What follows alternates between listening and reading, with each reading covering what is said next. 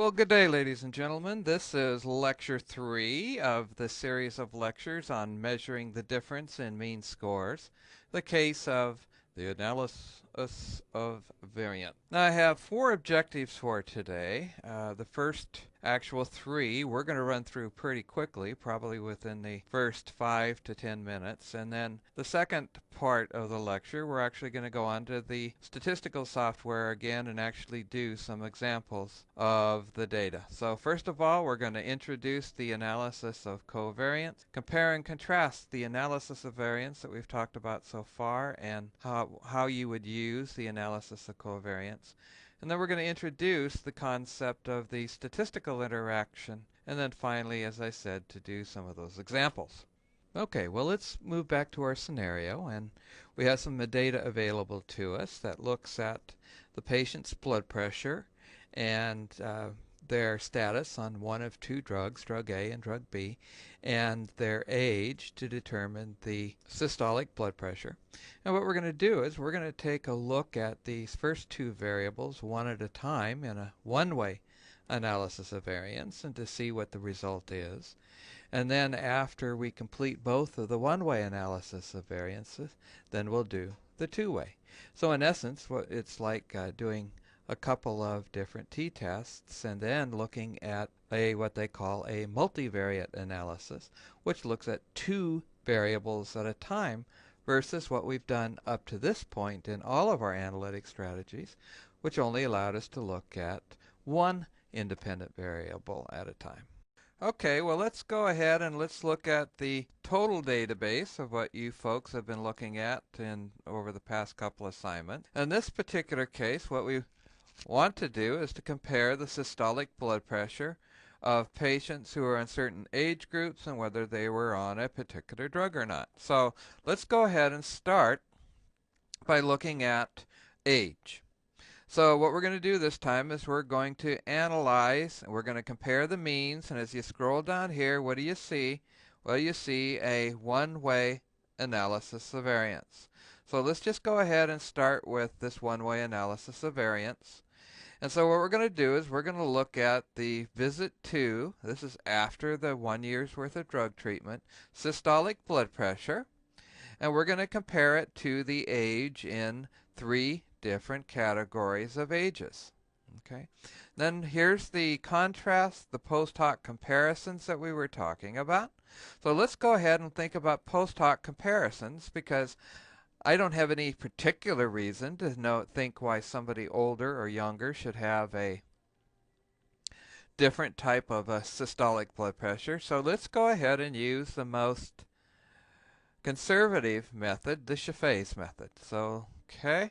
And then let's look at the different options that we have. Well, we're going to get the descriptive statistics. Now, we're not going to worry about fixed and random effects and homogeneity of variance tests and those sorts of things, because we're going to assume that it's provided directly by the author, or we're going to be able to look at it. So I think the most important thing right now is we're going to look at the descriptive statistics. So let's hit OK, and let's see what we got. All right, so let's look at our ages. So we have patients that are 60, this should be 64 years or younger, 65 to 74, and 75 years and older. So we have 324, 277, and 157 people for total N of 760 patients. Now, the mean systolic blood pressure for persons 64 years old or younger is 133.81. It's going up for persons 65 to 74, and it's even higher for persons 75 years of age and older, despite being treated with this medicine for 1 year or longer. Again, we have the standard deviation, the standard error, and the confidence intervals. Now, if we look here, we have, this is what we consider to be our grand mean. If we're looking at, think back to the calculations that we did, well, this is the grand mean, and this is the mean score for each of the groups, and this is how you would weight them. All right? So if we look at our table, We have the visit to systolic blood pressure, which is what we're trying to predict. And if we look at our different sources of air, the textbook called it among groups. Well, SPSS, we call it between the groups. And this is our air variance, the within groups. So you can see here we have our sums of squares. We had three groups, three different age groups, so 65 years or younger, 65 to 74, and 75 years or older. So we have 3 minus 1 is 2. We have 760 people total, so and we had three groups, so 760 minus 3 is 757. So 2 plus 757 is 759. That's our total degrees of freedom. And again, this is the n minus 1 is the total degrees of freedom. So the 33,785 divided by 2 is 1,892. The nearly 247,229 divided by 757 is 326. So our significant F value with 2 and approximately an infinite degrees of freedom is 5.796 or 5.8, and our critical value then would be approximately 3.00 with a 5% a priori level and 4.61 with a 0.01 high a priori level. So this information then is in table A4 on page 367. Now, the next thing that we did was we looked at these post hoc comparisons. So let's scroll up and look at a table of these post hoc comparisons. What we're looking at here in this table is a difference between persons who are 65 years or younger to those who were 65 to 74 and 75 years and older. So we're looking at the mean difference. So if you look at the mean score between those that are 65 years and older and those that are 65 to 74, the mean systolic blood pressure of the 64 years or younger is less than the 65 to 74 by 2.77 millimeters of mercury. When we compare this one to those who are 75 years and older, their difference is about 5.86. Then we look at those that are 65 to 74 compared to those that are 65 or younger. Well, you can see it's the same in this instance. We're comparing these two. But in this instance, we're looking at then the middle category against the older category. So there's about a 3 millimeters of mercury difference. And then this final one is really just the other two. So we have the difference between 75 years and older versus 64 years and younger. Well, it's almost 6 points of millimeters of mercury higher. And compared to the middle group, it's the same 3.09. So what we do then is we look over here to see whether this difference of 2.76 is statistically significantly different, and the significance value is 0.175. So in other words, the difference between those that are 64 years or younger and those that are 65 to 74 years old, this almost 3 millimeters of mercury, is not statistically significantly different. And so if we go over here to where we have the 95% confidence interval, you see that the difference in this lower bound and the upper bound includes 0. In other words, this is negative and this is positive, so it does include 0, so that's an indication that it is not statistically significantly different. The same situation that we saw with the t-test. Now let's go ahead and look at those 75 years old and older. We have a 5-point difference, and this value then is statistically significantly different between the 65 years old or younger and the 75 years old and older, the difference was 0.005, so this is the p-value, the significance. And this lower bound and upper bound 95% confidence interval does not include 0. So in other words, the mean difference between those persons 65 years or younger and those 75 years and older, the mean difference in systolic blood pressure after 1 year of treatment is somewhere between 10.15 millimeters of mercury lower and 1.57 millimeters of mercury lower. So the populations are different and the mean difference between the two populations, the true population mean, which we don't know, but we're estimating from the sample and inferring to the population, the true mean is somewhere between 10 and 2 millimeters of mercury different. If we look at the difference between the middle group and the older and older group, we see that neither of those are statistically significantly different. This is the same one we found here, and when we compare the middle to the older, this is exactly the same. So with those three different comparisons, we find that one of them was statistically significantly different. So in other words, the omnibus analysis of variance test showed that there was a statistically significant difference between the two groups, between the three groups, and we found that the difference that was significantly different was those that were 64 years of age or younger and those that were 75 years and older. So that's how you would read a analysis of variance table, and then we would say that persons who are younger have statistically significantly lower blood pressure than patients who are 75 years and older.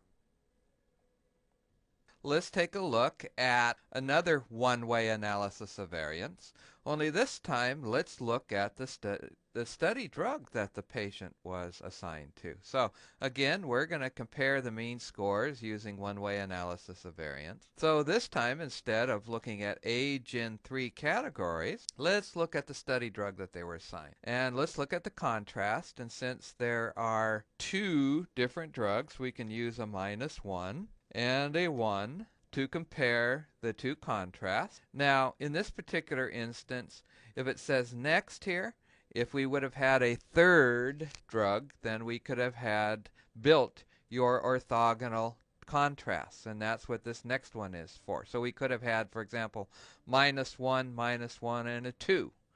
If you look back down here, remember what I said about the coefficient total having to equal 0? Well, that's how you begin to look at it, is right here in looking at those contrasts. So we're going to continue. Post hoc comparisons are not appropriate this time because we believe that there is a difference between these two drugs.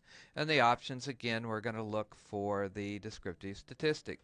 Okay, well, let's see what our one-way analysis of variance says. In this particular instance, we still have our same 760 people, 364 in drug A group and 396 in the drug B group.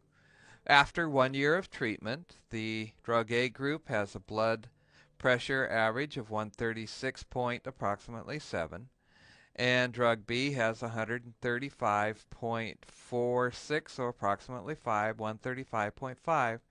Here again is the grand mean between the two groups. This is a standard deviation between the two groups that we would use to calculate the sums of squares and the mean squares among the groups or between the groups.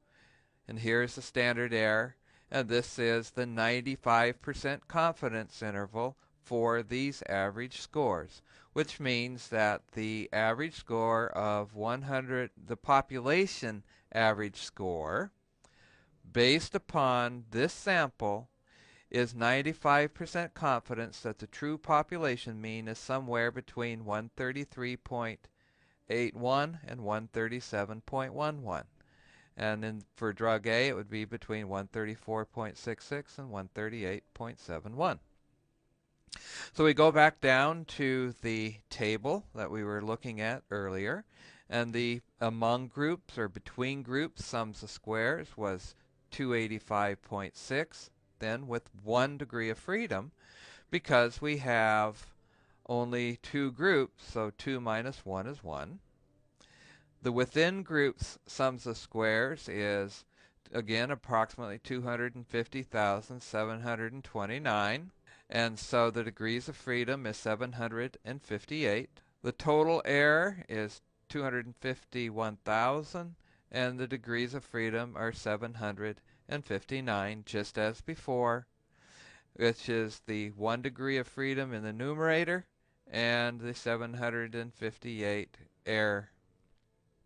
So if you look at the mean square among the groups divided by the mean square error, you see that the F ratio is less than 1, or 0.86, and the significance value is 0.353. And if we scroll down and we look at the contrast, again we see what the contrast looked like, which was the -1 and the 1. Assuming equal variances, then the value of the contrast is minus 1.23. So the difference between the two groups is 1.23 millimeters of mercury with a standard error of 1.32. So the t-value testing the difference, this contrast, is minus 0.9, approximately 3, with 758 degrees of freedom. And so you can see in this instance, given that it was just 2 comparisons, the two-tailed test is exactly the same as the omnibus test. Okay, so in this instance we had these a priori contrasts, that drug A was different from drug B, and we found out that it was not statistically significantly different. So now what we've done thus far is looked at 2 different one-way analyses of variance. So let's go ahead now and look at another two-way analysis of variance. So let's look at a two-way for the first time. All right, so this analysis is going to be a little bit different. We're going to analyze, and now we're going to look at a general linear model. And now when we get to regression and some of the others, this is going to become a very important term. This is our general linear model.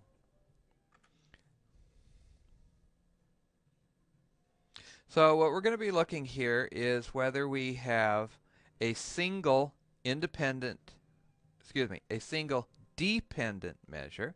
So that's what we mean by univariate. We also have available to us multivariate dependent measures, so more than one dependent measure. So we could have blood pressure and lipid value, for example. And then repeated measures is what we talked about when the variables are on the same person at 2 different points in time. So let's scoot back up to the univariate. Our dependent variable then is the systolic blood pressure at time 2. So we'll scroll down and get systolic blood pressure at time 2. Our 2 fixed factors then are the age category and the study drug.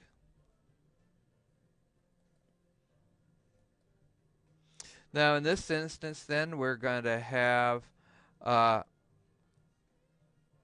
options. We're going to look at the estimated means for the assignment, for the age category, and now this one here is the assignment by age category interaction. And again, we'll talk about that a little bit more later on.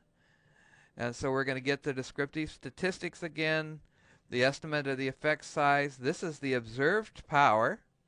This statistical test provides you with the observed power and the parameter estimates. Okay? So let's go ahead and hit OK.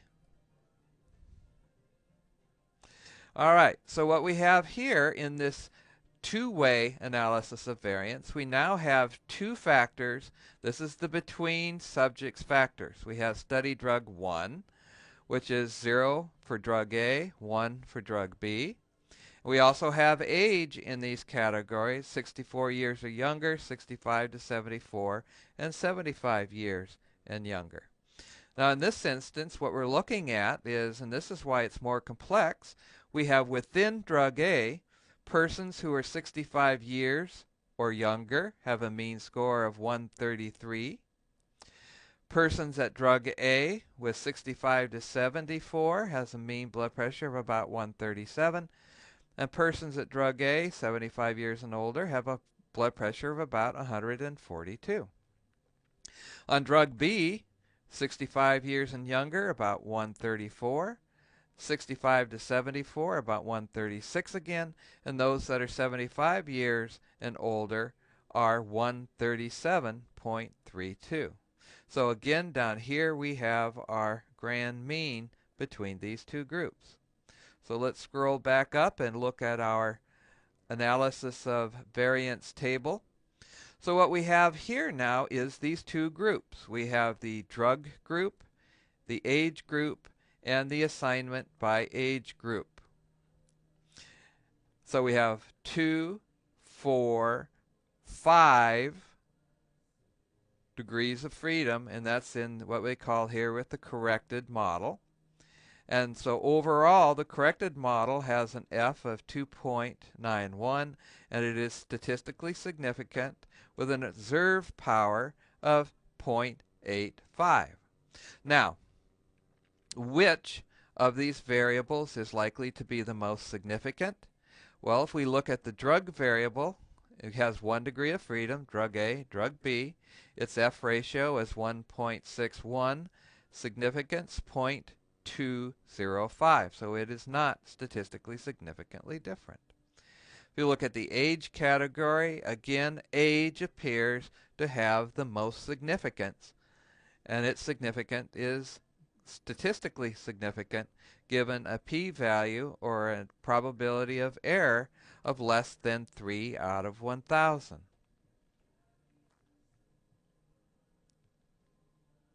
The interaction, the sums of squares is 719, 2 degrees of freedom. With F ratio of 1.10, it is not statistically significantly different. Now, because it is not statistically significantly different, then it is the main effects that have the most impact on the systolic blood pressure at time 2. In this instance, age has more of an impact on the systolic blood pressure than does the drug that the patient was taking after a 1-year period of time. What I want you to think about is this here is exactly the same convention that we saw earlier. We're able to find the source of the variance, so the two factors, the assignment group, the age category, and now the interaction. And this degrees of freedom is 2 because you have two variables, the assignment group and the age group. We now have the sums of squares, the degrees of freedom, the mean squares, the F ratio, and the significance value. This corrected model, degrees of freedom, this 5, is because of the 2 degrees of freedom used in the interaction, the 2 with the age category because we have 3 groups, and the 1 given the assignment group because we have drug A and drug B. And if you take the 5 plus the error term, which is the 754, you come up with the n minus 1.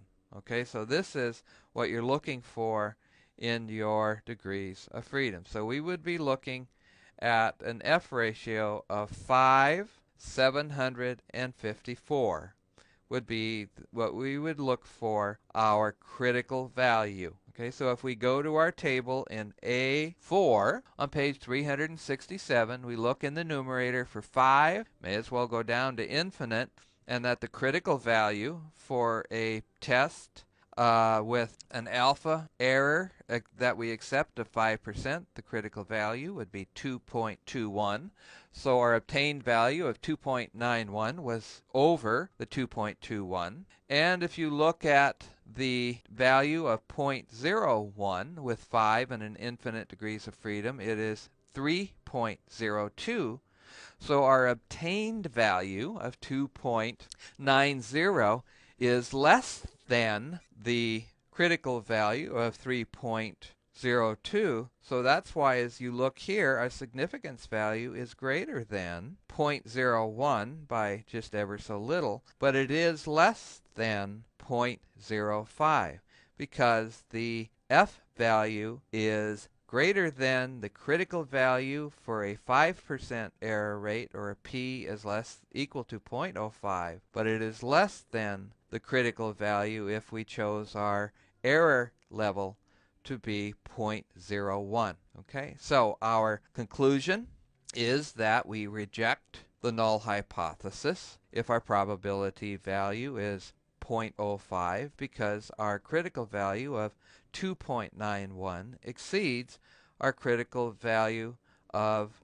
2.21. Therefore, there does appear to be, in our omnibus test, some statistically significant differences within the age category. But here we have not decided where those differences are in particular because we didn't do any post hoc comparison. So let's go back and do those post hoc comparisons. I want to do the post hoc comparisons on the age category because that was what was statistically significant. We'll choose the Shaffe's test. Okay, so let's go ahead and let that thing run. Let's move our way down then to the significant differences.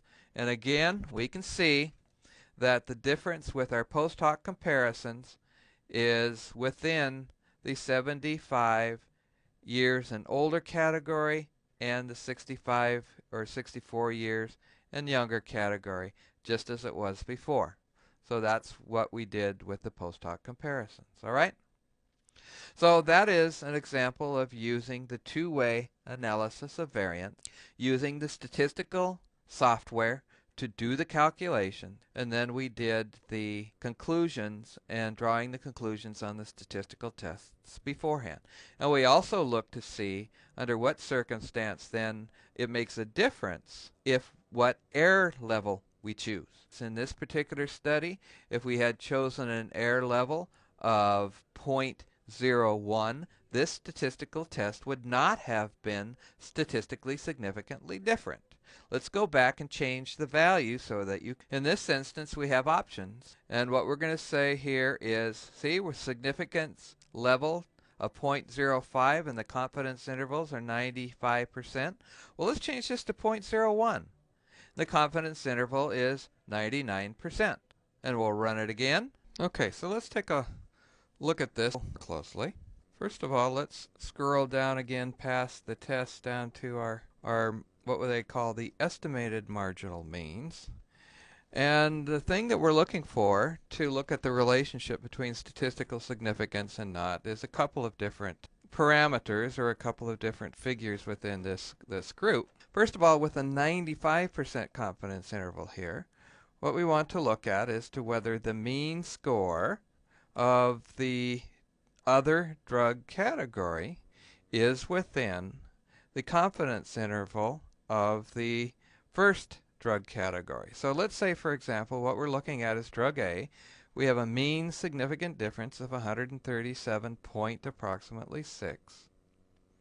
And what we see is that the confidence interval for drug B, the mean is 135.8, but the confidence interval is 133.97 to 137.7.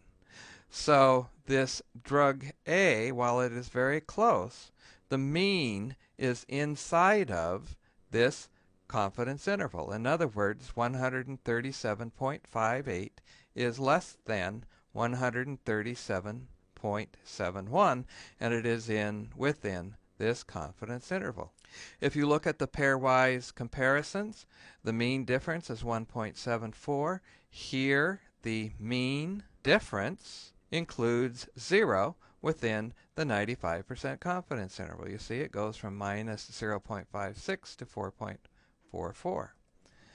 Now, the thing that I also want you to notice then is in this other one is to look at the age groups and the comparisons. And the one that is not statistically, the one that is different is the 65-year-old category and the 75 and older category. So if we look at the 64 or younger category, we see that the mean difference is 133.8.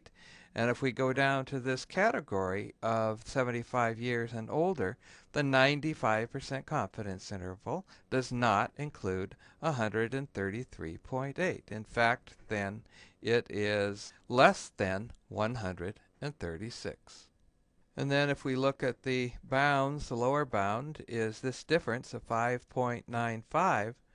The 95% confidence interval does not include 0. It goes from a minus 2.5 to a minus 9.4. Now, remember we ran through that one that had a confidence interval of 99%? Well, let's go ahead and scroll down to that. Sorry, hopefully this doesn't make anybody sick. We look at the 99% confidence interval.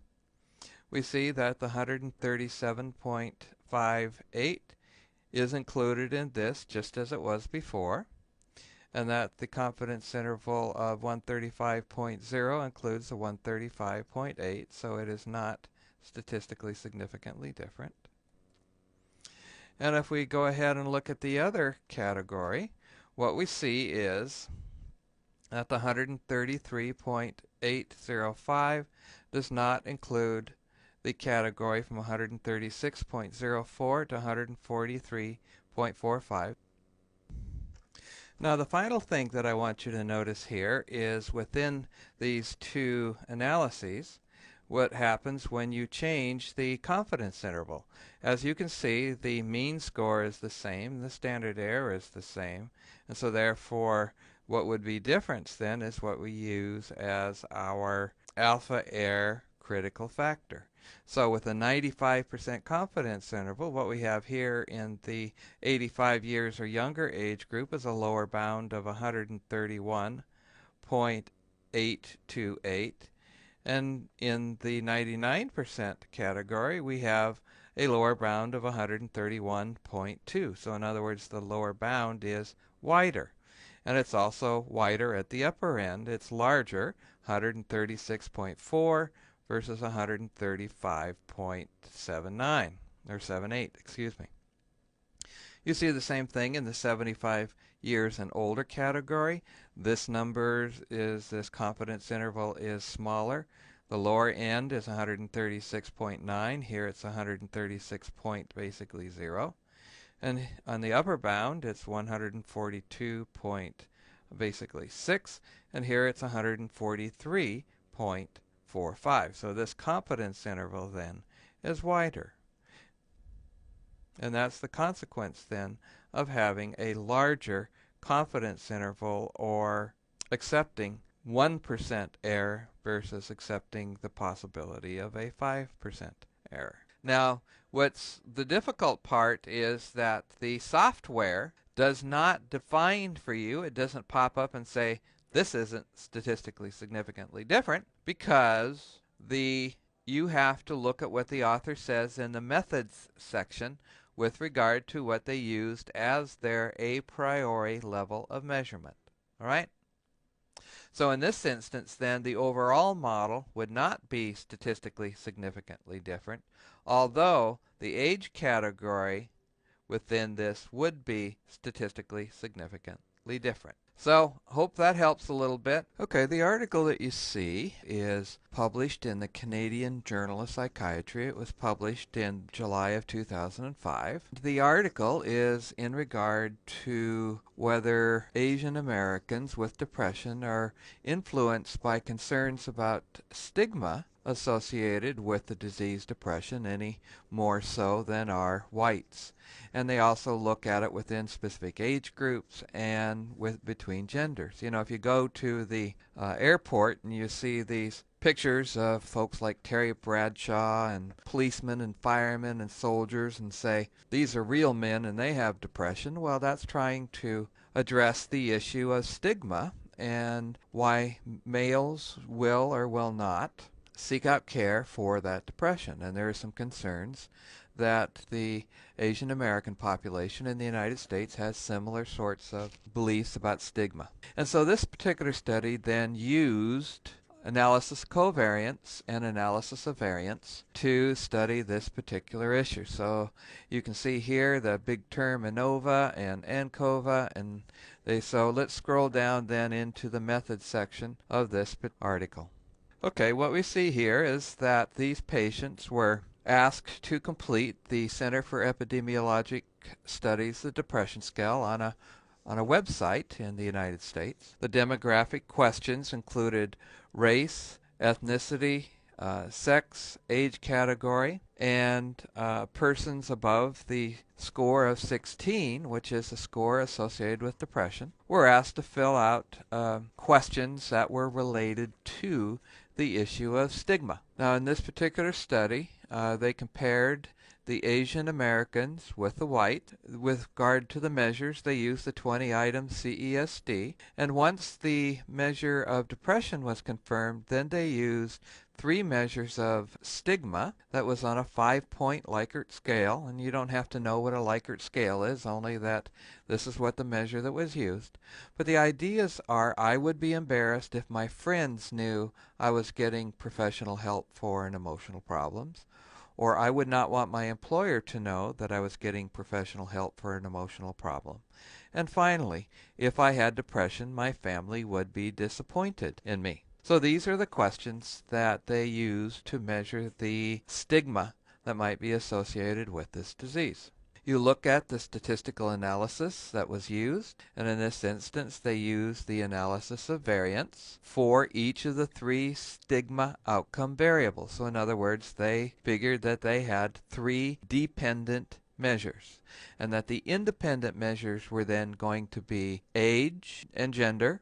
And so what they did was they then separately stratified for females and males. In other words, they looked at males and females separately within certain age groups between the Asian Americans and the non-Asian Americans, or the whites. So the independent measures, or the measures that you use to predict the outcomes, were then male and female gender or sex, the age categories, and the most important measure then was the race of the patient. Let's scroll back up again, and I want you to look at one more thing. In the above analysis, we conducted 2-tailed tests, so they didn't know up front whether Asian Americans or whites would be most likely to be affected by stigma. They measured an effect size, and we talked about that earlier, along with the 95% confidence intervals. So we're looking at the 95% confidence intervals around the mean scores.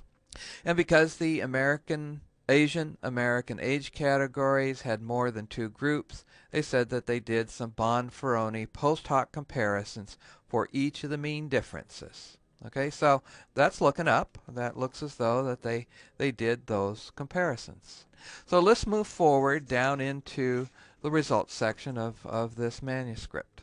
So let's take a look then at the first table. And if you go back, you will look at the text associated with the descriptions about Table 1 actually begin on about page 473. So the text starts down right about here. And so what they wanted to show was that given this score, which could range between 1 and 5, as to whether the Asian Americans had a higher mean score than did the whites. And so as you can see in the questions about, I would be concerned about my friends if they knew I was being treated for depression, there was more concern, a higher score, than there was amongst the whites. Same thing with the employers, and the same thing with the family. So in each case, the Asian Americans had a higher score than the whites did. If you look at the F statistic of the analysis of variance, it was 144 versus 85 versus 360. And when they compared for and gender within the analysis of covariance, that the F ratios were still statistically significant in both cases. Now, if you look down here more closely, bear with me for a second, I'm going to sort of blow this up for you. We want to take a look at the data that they reported. If you go back, you're going to have to transition between the table and the text.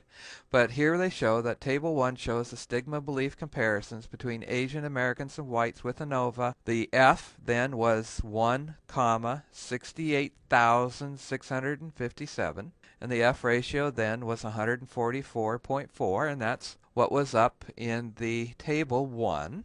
And here's where they show the probability of that F test. So really, if you go back to your table in your textbook, you'll see, if you look at the numerator of 1 and the denominator of infinity, that the approximate F critical value that you're looking to exceed is 3.84.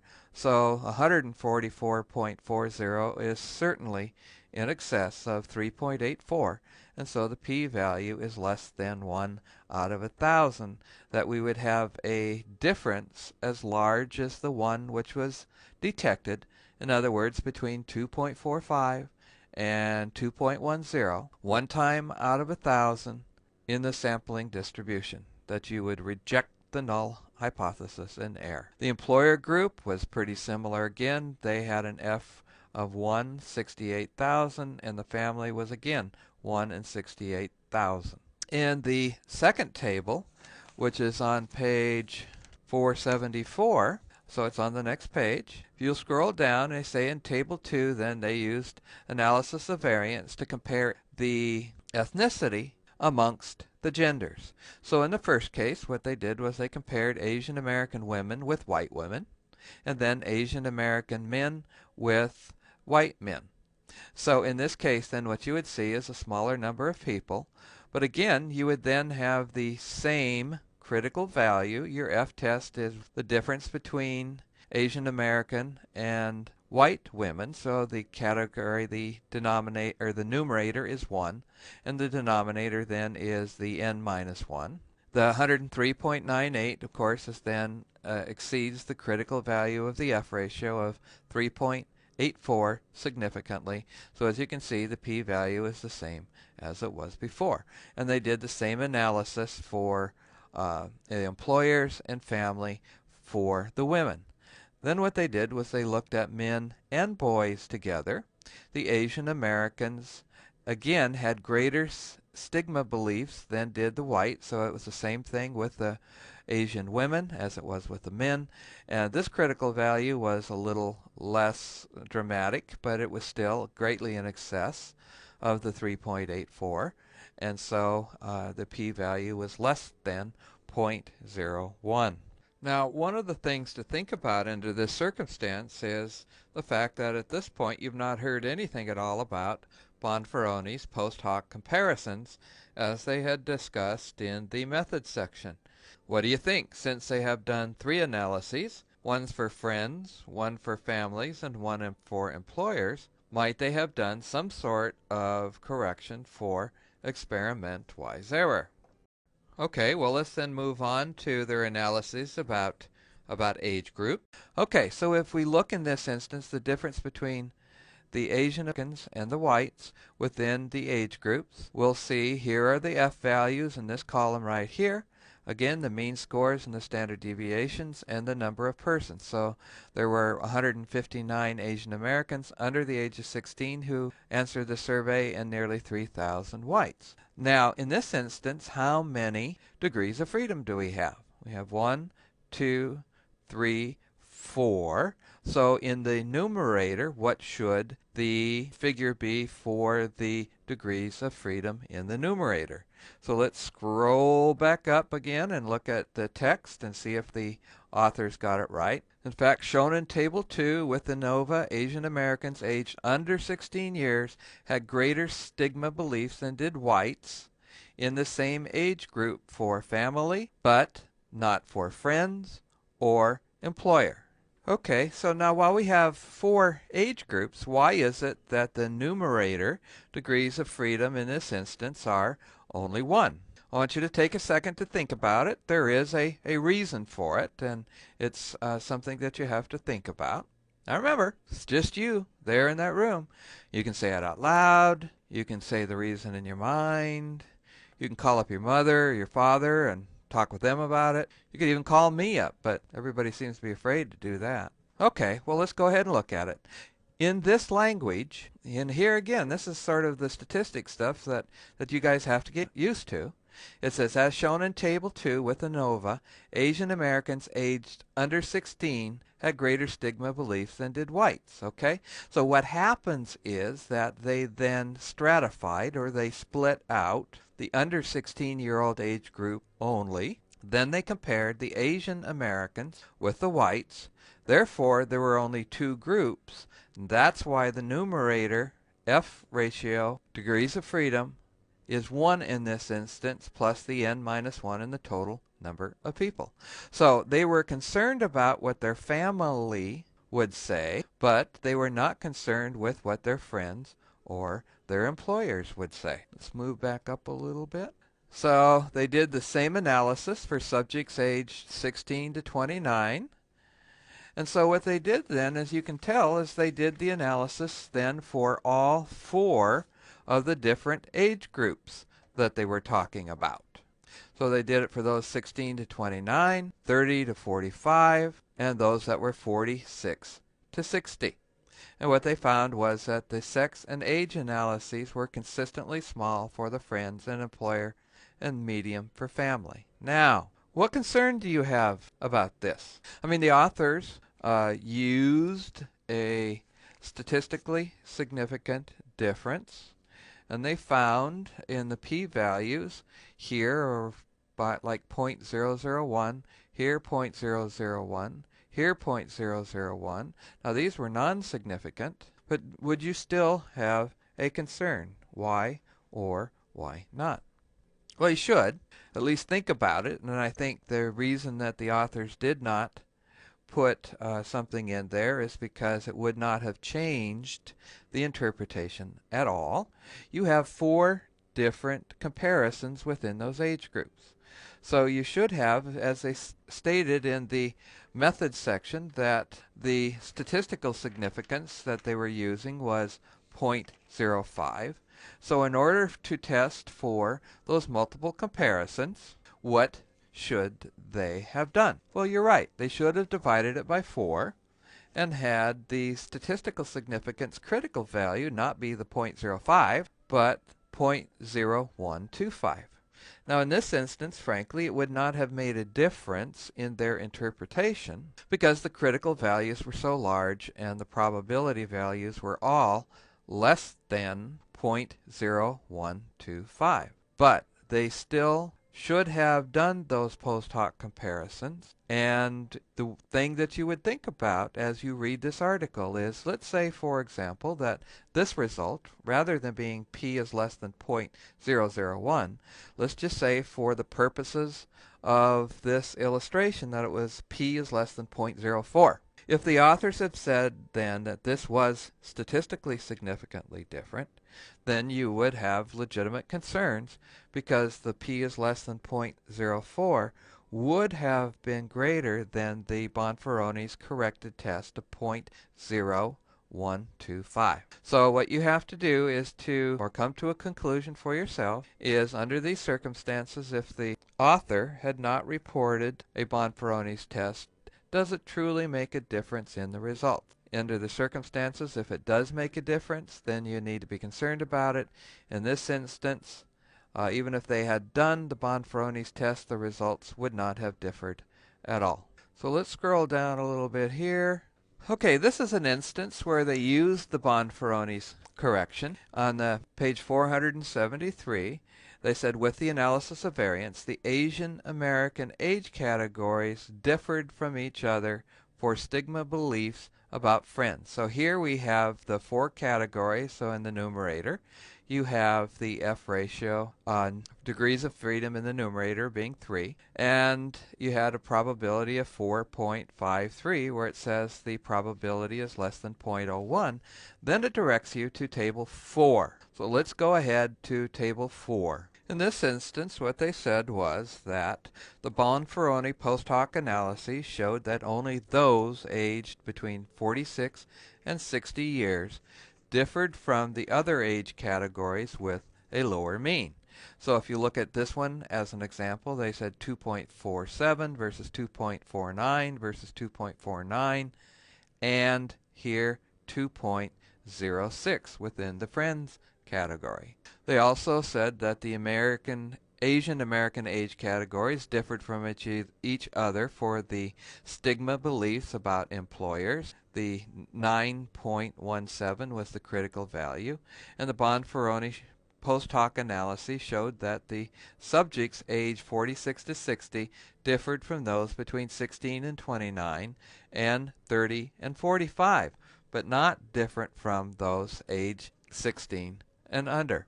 So as you can see, this was 3.01, 2.96 versus this 2.51, but this 2.77 and the 2.51 were not far enough apart in order to be statistically significantly different.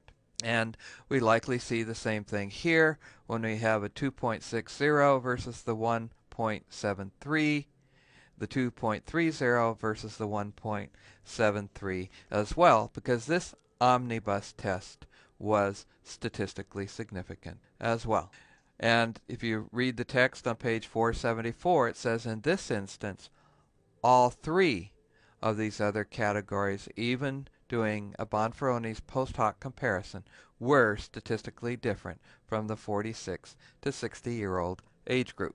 All right, so how did these authors interpret their findings? Well, first of all, they said that we show that Asian Americans have greater stigma beliefs than do whites for stigma related to friends, employers, and family. So under this circumstance, they believe that Asian Americans are more concerned about stigma than are the whites. In addition, they said in their analyses by gender, they found similar results, that both male and female Asian Americans have greater stigma beliefs than do whites for stigma related to friends, employers, and family. So this is one interpretation of their result, which was now found with two independent variables, the gender and the ethnicity. Both of these variables together were the independent variables, and in this instance they found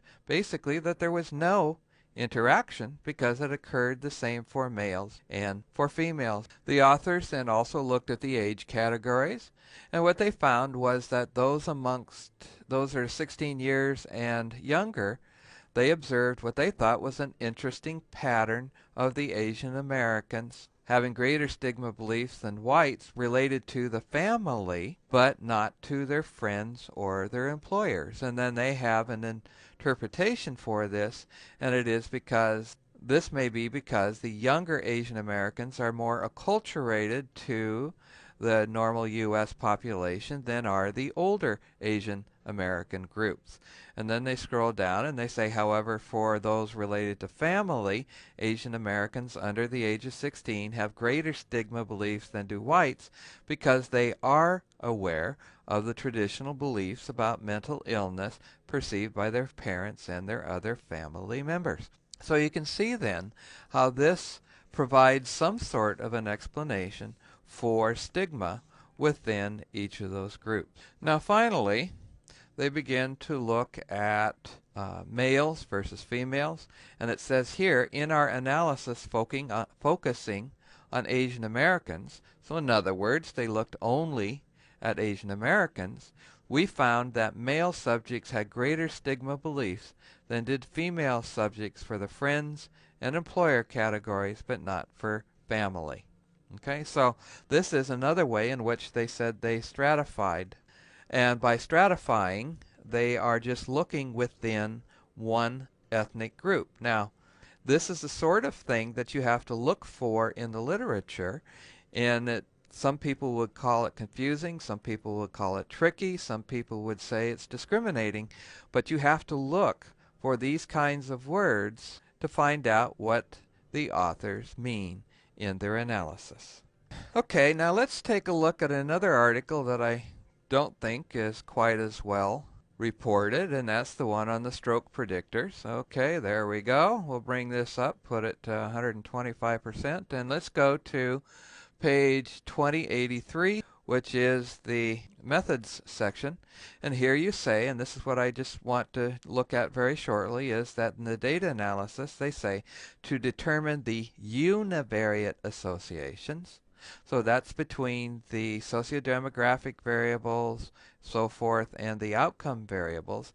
They use the student's t-test and crosstabs, and then the baseline factors that were independent predictors of 5-year health-related quality of life were determined by analysis of variance. And then what they said was a full model of all of the variables significant on the univariate analysis was then done with a multiple analysis with analysis of variance again. So let's go ahead and see what the authors have as a result. So we'll scroll down. All right, so let's take a look at the section on page 2084. And here they say that the 5-year quality of life score was associated with gender, age, socioeconomic status, whether they lived independently before a stroke, and their country of birth, all less than 0.05. Now, what I want you to do here is to go back and look at the methods section that I showed you earlier. And so what they said was we did different analyses for each of these factors and compared it to the quality of life score using analysis of variance. Then they used comorbidities, risk factors, initial impairment, loss of consciousness, and so forth. In each case, p is less than 0.05. Now, let's go to table 2, because that's where they direct us, and see what we see. All right, so here in table 2, we talk about the univariate and multivariate associations. And what we're looking at in the univariate then is history of atrial fibrillation with the quality of life score separately. Age with the quality of life score. Level of alcohol consumption with the quality of life score. Well, what did they say about multiple comparisons? Did they talk about a Bonferroni's test, a Chaffee's test, least significant difference, honestly significant difference in the method section? How many comparisons did they do? I mean, this is the number that they did. 1, 2, 3, 4, 5, 6, 7, 8, 9, 10, 11, 12, 13, 14, 15. So if you were to divide the p is less than 0.05, which was their a priori level, what would you come up with? Well, something like 0.003. Now, in this instance, should they have considered the level of alcohol consumption at 0.05, or smoking at 0.05, or socioeconomic status at 0.05 to be statistically significantly different? Well, that is a question, isn't it? And then when they put all of these variables together into one equation, and then they did this, and what they said was that they did it by serially. What they did was they first put this one in, then they added this one, and then they added this one, and if this one became non-significant. So basically what they did was just throw everything in and see what was significant and what wasn't. They did a bundle of analysis of variance tests, and I can't even tell you how many that they likely did. But even under this circumstance, they have 4 variables in here, and they have again this 0.05. So they should be concerned about the number of post hoc comparisons that they did and the chances of an alpha error or an experiment-wise error in this circumstance. Okay, so these are the sorts of things that if you were just to look at the author's conclusions in the discussion section and not evaluate the statistical analysis that they use, you would miss the sorts of things that you should be concerned about with regard to the author's interpretation of their result. What I'd like you to do is, there's a lot of material here over the past couple of weeks, and so what I'd like you to do is to be sure that you participate on the discussion board and send me in your muddiest point so that I can get a sense of those things that are most bothersome to you, and try to develop, if we find some things that are substantive, to develop a muddiest points mini lecture. So again, want to say thanks and sign off. This is Dr. Doug, the Data Dude, signing off.